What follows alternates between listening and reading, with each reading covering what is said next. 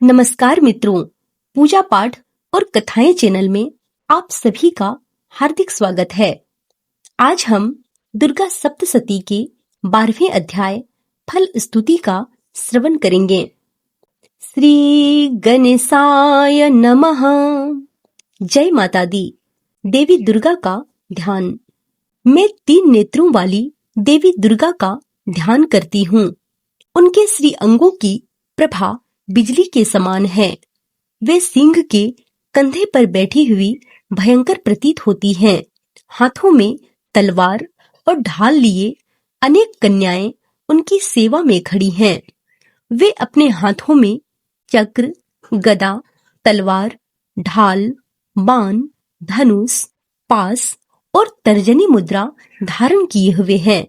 उनका स्वरूप अग्निमय है तथा वे माथे पर चंद्रमा का मुकुट धारण करती हैं। देवी बोली, देवताओं, जो एकाग्रचित होकर प्रतिदिन इस स्तुति का श्रवण करेगा, उसकी सारी बाधा मैं निश्चय ही दूर कर दूंगी।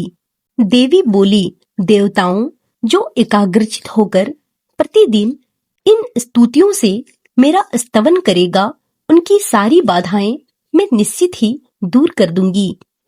जो मधुकेटव का नाश, महिषासुर का वध तथा शुंभ निशुंभ के संहार के प्रसंग का पाठ करेंगे तथा अष्टमी, चतुर्दशी और नवमी को जो भी एकाग्रचित होकर भक्ति पूर्वक मेरे उत्तम महात्म्य का श्रवण करेंगे, उनके कोई पाप नहीं छू सकेगा। उन पर पाप जनित आपत्तियां भी कभी नहीं आएंगी। उनके घर में कभी दरिद्रता नहीं होगी तथा उनको कभी प्रेमी जनों के विछोह का कष्ट नहीं भोगना पड़ेगा। इतना ही नहीं, उन्हें शत्रु से, लुटेरों से, राजा से, शस्त्र से, अग्नि से तथा जल की राशि से कभी भय नहीं होगा। इसीलिए सबको एकाग्रचित होकर भक्ति पूर्वक मेरे इस महात्म्य को सदा पढ़ना और सुनना चाहिए। यह परम कल्याणकारक है। मेरा महात्म्य महामारी जनित समस्त उपद्रवों तथा आध्यात्मिक आदि तीनों प्रकार के उत्पातों को शांत करने वाला है। मेरे जिस मंदिर में प्रतिदिन विधि पूर्वक मेरे इस महात्म्य का पाठ किया जाता है, उस स्थान को मैं कभी नहीं छोड़ती। वहाँ सदा ही मेरा सन्निधान बना रहता है। बलिदान, पूजा, हवन तथा महोत्सव के अवसरों पर मेरे इस चरित्र का पूरा पाठ और श्रवण करना चाहिए। ऐसा करने पर मनुष्य विधि को जानकर या बिना विधि को भी मेरे लिए जो बलि, पूजा या हवन आदि करेगा, मैं उसे बड़ी प्रसन्नता के साथ ग्रहण करूंगी। शरद काल में जो वार्षिक महापूजा की जाती है, उस अवसर में जो मेरे इस महात्म्य को भक्ति पूर्वक सुनेगा, वह मनुष्य मेरे प्रसाद से सब बाधाओं से मुक्त तथा धन, धान्य, पुत्र से संपन्न होगा। इसमें तनिक भी संदेह नहीं है। मेरे इस महात्म्य, मेरे प्रादुर्भाव की सुंदर कथाएं तथा युद्ध में किए हुए मेरे पराक्रम सुनने से मनुष्य निर्भय हो जाता है। मेरे महात्म्य का श्रवण करने वाले पुरुषों के शत्रु नष्ट हो जाते हैं। उन्हें कल्याण की प्राप्ति होती है तथा उनका कुल आनंदित रहता है। सर्वत्र शांति कर्म में बुरे स्वप्न दिखाई देने पर तथा ग्रह जनित भयंकर पीड़ा उपस्थित होने पर मेरे महात्म्य का श्रवण करना चाहिए। इससे सब विघ्न तथा भयंकर ग्रह पीड़ाएं शांत हो जाती हैं और मनुष्यों द्वारा देखा हुआ दुःस्वप्न भी शुभ स्वप्नों में परिवर्तित हो जाता है। बाल ग्रहों से आक्रांत हुए बालकों के लिए यह महात्म्य शांतिकारक है तथा मनुष्यों के संगठन में फूट होने पर यह अच्छी प्रकार मित्रता करने वाला होता है। यह महात्म्य समस्त दुराचारियों के बाल का नाश करने वाला होता है। इसके पाठ मात्र से राक्षसों, भूतों और पिशाचों का नाश हो जाता है। यह सब महात्म्य मेरे समीप्य की प्राप्ति करने वाला है।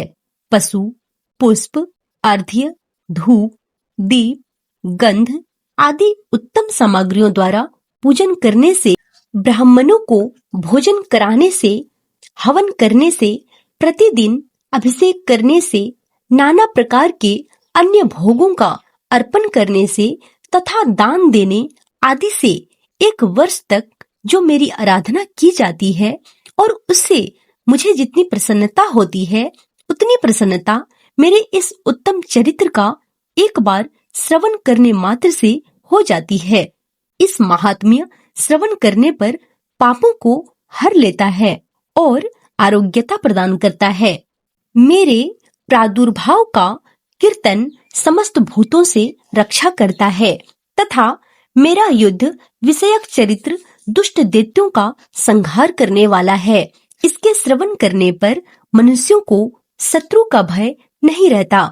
देवताओं, तुमने और ब्रह्म ऋषियों ने जो मेरी स्तुतियां की है तथा ब्रह्मा जी ने जो स्तुतियां की है, वे सभी कल्याणमयी बुद्धि प्रदान करती हैं।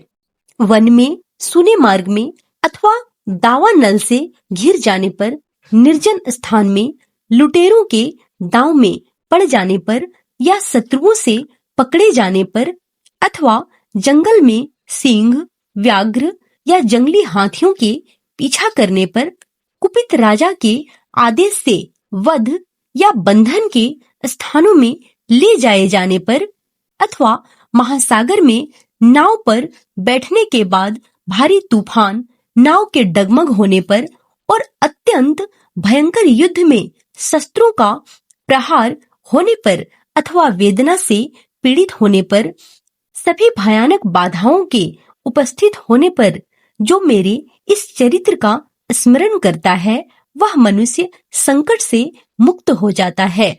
मेरे प्रभाव से सिंह आदि हिंसक जंतु नष्ट हो जाते हैं तथा लुटेरे और शत्रु भी मेरे चरित्र का स्मरण करने वाले पुरुष से दूर भागते हैं। ऋषि कहते हैं, यूं कहकर प्रचंड पराक्रम वाली भगवती चंडिका सब देवताओं के देखते देखते वहीं अंतर्ध्यान हो गईं। फिर समस्त देवता भी शत्रुओं के मारे जाने से निर्भय हो पहले की भांति यज्ञ भाग का उपभोग करते हुए अपने अपने अधिकार का पालन करने लगे।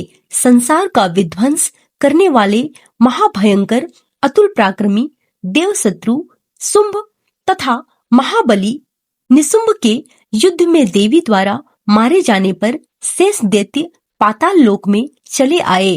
राजन, इस प्रकार भगवती अंबिका देवी नित्य होती हुई भी पुनः पुनः प्रकट होकर जगत की रक्षा करती हैं। वे ही इस विश्व को मोहित करती हैं।